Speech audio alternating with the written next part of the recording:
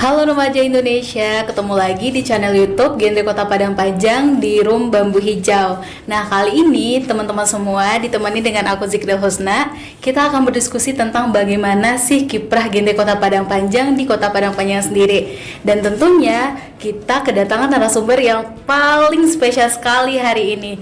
Tapi sebelum kita lanjut diskusi, jangan lupa untuk like, komen, dan subscribe channel ini agar bisa berkembang di kedepannya. Nah teman-teman, kali ini kita akan kedatangan narasumber, bukan kedatangan lagi tapi udah ada di samping nih, penasaran kan ya?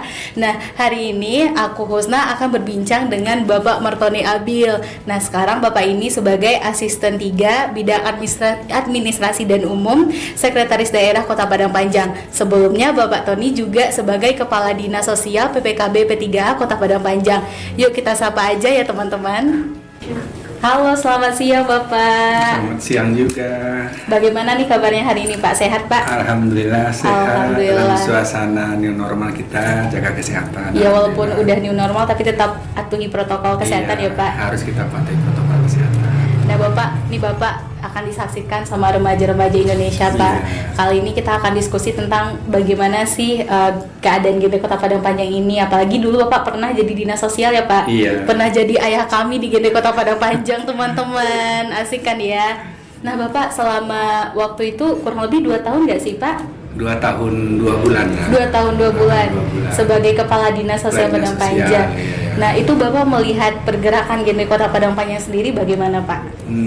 Sebenarnya waktu itu cukup bagus. Ada satu momentum yang sangat bagus bagi kita Padang Panjang.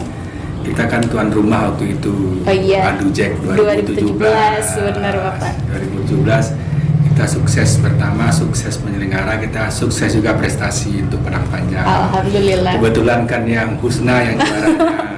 Jadi malu. Alhamdulillah. Itu berkat Pak Tony juga teman-teman, Iya. karena Pak Tony memang suportif banget waktu itu. Iya, tapi kan yang utama kan kawan-kawan kita yang duta genre yang menentukan. Solid ya Pak Iya, ya. solid. Kalau mereka memang tidak semangat, tidak punya motivasi, mungkin kita sukses doa itu tidak akan tercapai. Alhamdulillah selama 2 tahun itu Bapak melihat memang cukup bagus lah perkembangan duta genre Padang Panjang, anak-anak remaja Padang Panjang.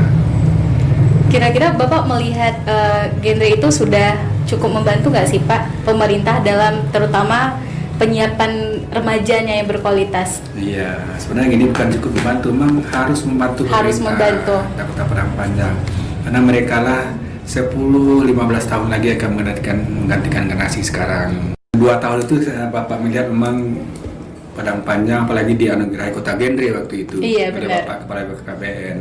Dan alhamdulillah Bapak melihat memang cukup bagus lah kegiatan genre di Padang Panjang, sangat membantu saya lagi pemerintah Kota Padang Panjang.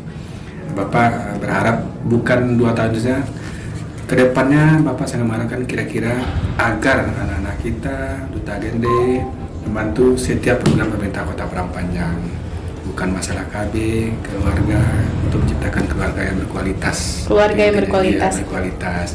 Apalagi sekarang ini dari informasi yang Bapak dengar, kita sedang menyiapkan ada satu untuk 40 tahun ke depan, apa namanya istilahnya itu, roadmap pembangunan keluarga 40 tahun ke depan.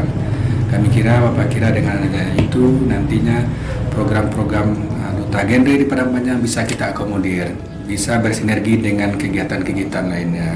Mungkin itu Pak Dina Husna.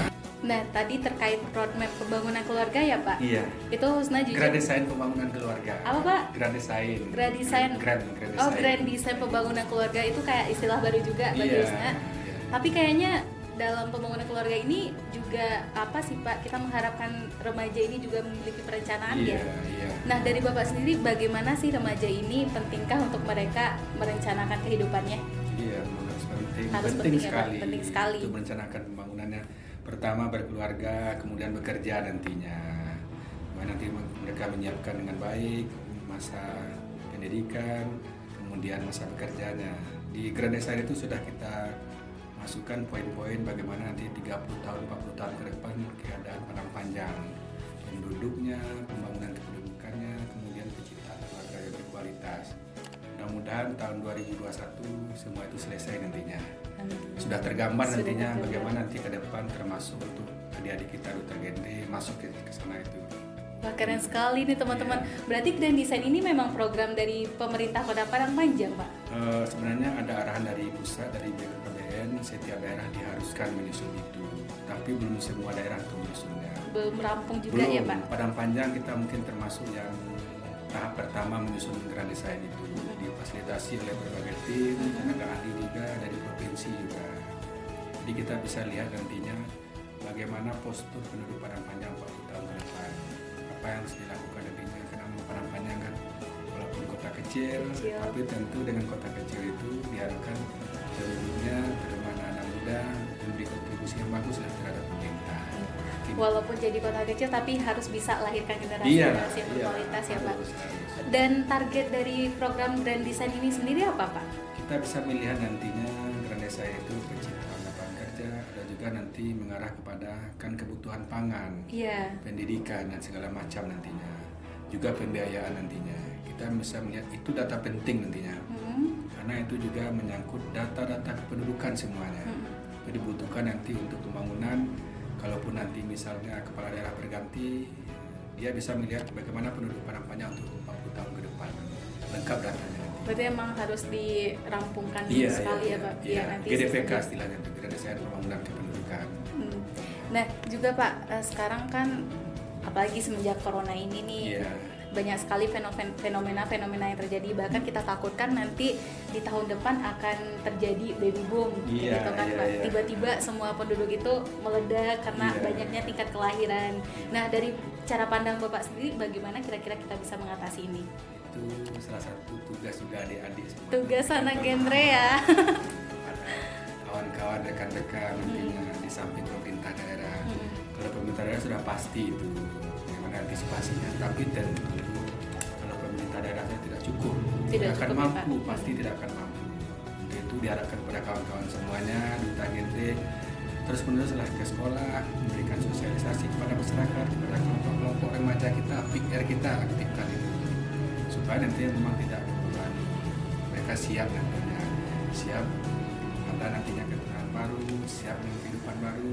Itu tugas adik-adik semua yang di samping tugas kita pemerintah Kota Padang Panjang. Padang Panjang. Dan terkait Kota Padang Panjang sendiri nih Pak, saat sekarang ini kira-kira banyak ya remaja-remaja Kota Padang Panjang. Dan bagaimana sih kondisi lapangan pekerjaan di Padang Panjang ini? Apakah sudah bisa menampung para pencari kerja atau gimana Pak?